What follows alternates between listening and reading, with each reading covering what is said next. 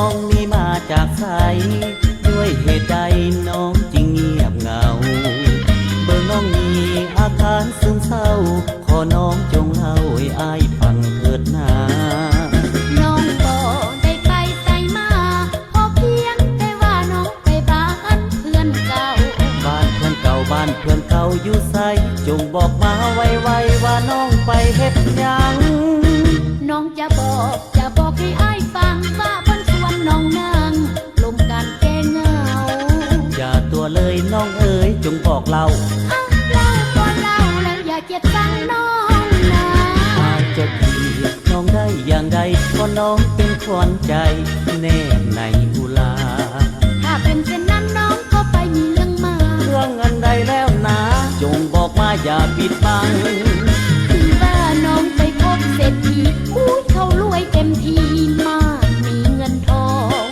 เขาส่วนน้องเข้าหัวมงไพ่ต้องน้องจึงเข้าทดลองแล้วก็ต้องเสียเงินตราหมายความว่าน้องไปลิ้นไพ่อุ้ยตายแล้วควันใจน้องไปลิ้นไพ่เสียเงินมาถ้าเป็นเส้นนี้อายต้องตีเข็นค่าเพื่อภายข้างหน้าน้องนี่จะจดจำใส่ว่าจะบอกเกียรติสังเพราะน้องเล่าให้ฟังแล้วจะฆ่า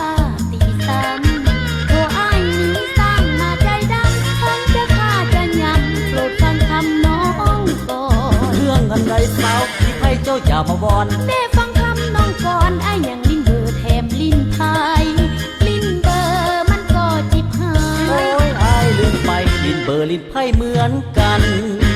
น้องจะเศร้าเรื่องการลิ้นไพ่อ้ายดีใจอ้ายก็จะเศร้าลิ้นเบอร์เศร้าลิ้นเบอร์